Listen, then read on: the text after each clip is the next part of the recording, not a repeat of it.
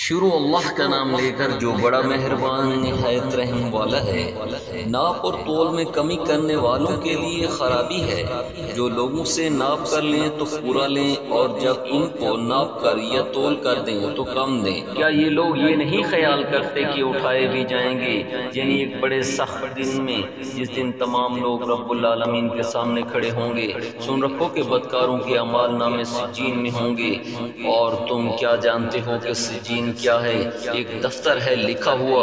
اس دن جھٹلانے والوں کے لیے خرابی ہے، یعنی جو انصاف کے دن کو جھٹلاتے ہیں، اور اس کو جھٹلاتا وہی ہے جو حد سے نکل جانے والا گنہگار ہے۔